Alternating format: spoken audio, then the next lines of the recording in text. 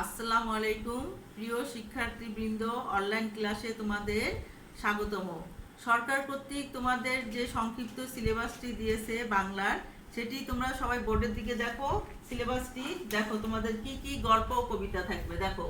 গদ্যে তোমাদের থাকবে কাবুলিওয়ালা, লখার একুশে, মরু ভাস্কর, পিতৃপুরুষের গল্প, সেই ছেলেটি, বাংলাদেশের ক্ষুদ্র জাতিসত্তা। আর পদ্যতে থাকবে নতুন দেশ, কুলি মজুর, আমার বাড়ি, শোনো একটি মুজিবরের থেকে, সবার আমি ছাত্র, সাম্য। এগুলোর মধ্যে তোমাদের গদ্য কিন্তু সবগুলোই তোমাদের অনলাইনে আর ক্লাসে হয়ে গেছে, এবং পদ্যে তোমাদের শোনো একটি মুজিবরের থেকে আর সাম্য, এই দুটো বাদ রয়েছে। এগুলো আমরা অনলাইন ক্লাসে তোমাদের করিয়ে দিব। তাহলে আজকে আমরা আসি শোনো একটি মুজিবরের থেকে কবিতাটি আমরা আলোচনা করি। এই কবিতাটি লিখেছেন, এই দেখো, শোনো একটি মুজিবর থেকে কবিতাটি লিখেছেন গৌরী প্রসন্ন মজুমদার।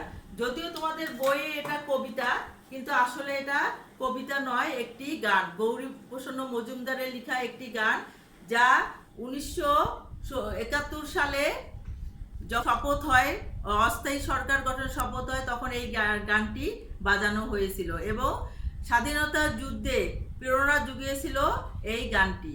তাহলে আমরা আজকে কবিতাটি একটু সবাই বই বের করো। বইয়ের পৃষ্ঠা হলো 76 পৃষ্ঠা। দেখো কবিতাটি, সবাই দেখো, 76 পৃষ্ঠা বের করো। দেখো কবিতাটি আমি পড়ি, তোমরা শোনো, এবং সেই সঙ্গে তোমরা বইয়ের লাইনগুলো দেখো। শোনো একটি মুজিবরের থেকে লক্ষ মুজিবরের কণ্ঠস্বরের ধ্বনি প্রতিধ্বনি।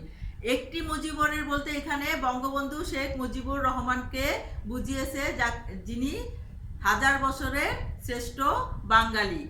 লক্ষ মুজিবরের কণ্ঠস্বরের ধ্বনি প্রতিধ্বনি, এখানে 7ই মার্চের যে ঐতিহাসিক ভাষণ দিয়েছিলেন তিনি, মানে মুক্তিযুদ্ধের যে দিক নির্দেশনা দিয়েছিলেন, সেখানে লক্ষ বাঙালি, তার এই ভাষণটি ছিল, এবারে সংগ্রাম আমাদের স্বাধীনতার সংগ্রাম, এবারে সংগ্রাম আমাদের মুক্তির সংগ্রাম, জয় বাংলা। এই যে স্লোগানটি, এটি প্রত্যেকটা বাঙালিকে প্রেরণা জুগিয়েছিল এবং তারা মুক্তিযুদ্ধে ঝাঁপিয়ে পড়েছিল। সেই জন্যই বলেছে লক্ষ মুজিবরের কণ্ঠস্বরে ধ্বনি প্রতিধ্বনি।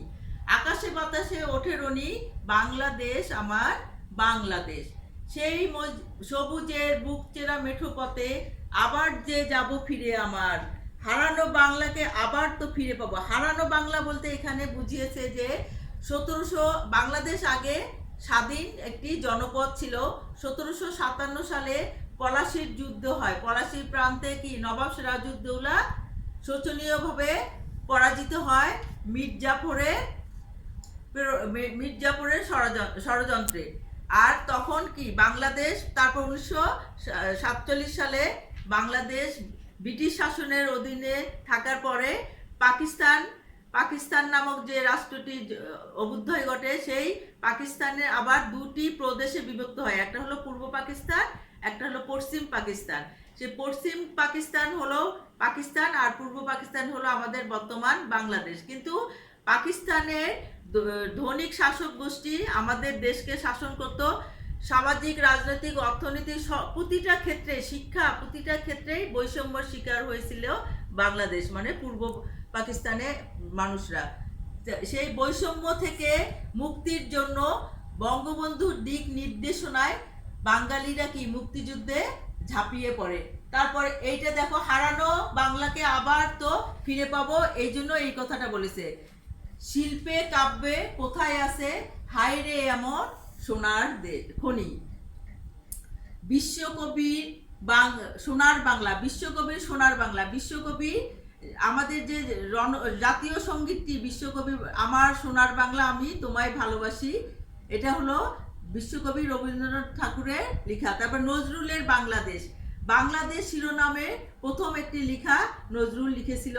তারপরে জীবনানন্দের রূপসী বাংলা, আবার আসিব ফিরে আমি ধানসিঁড়ি তীরে এই বাংলায়, হয়তোবা ভোরের কাক হয়ে শঙ্খশীল শালিকের বেশে। এই যে জীবনানন্দ দাশের যে কবিতাটি, রূপসী বাংলা, রূপের যে তো নেইকো শেষ বাংলাদেশ, জয় বাংলা বলতে মন রে আমার এখনো কেন ভাবো আমায়, হারানো বাংলাকে আবার তো ফিরে পাবো, অন্ধকারের পূব আকাশে উঠবে আবার দিনমণি। তাহলে এই কবিতাটি থেকে এটাই বোঝা যায় যে একমাত্র বঙ্গবন্ধু শেখ মুজিবুর রহমানের প্রেরণায় আমরা একটি স্বাধীন বাংলাদেশ পেয়েছিলাম তার ঐতিহাসিক 7ই মার্চের ভাষণের মাধ্যমে। তোমরা প্রতিটি লাইন ভালো করে, এখানে শব্দার্থ টিকা আছে, এগুলো প্রতিটি লাইন ভালো করে পড়বে। আর এখান থেকে যদি তোমাদের প্রশ্ন আসে সরকার কর্তৃক, তাহলে তোমরা উত্তরটা ভালো করে লিখতে পারবে। তাহলে ঠিক আছে, আজকে এই পর্যন্তই। ভালো থাকো, সুস্থ থাকো।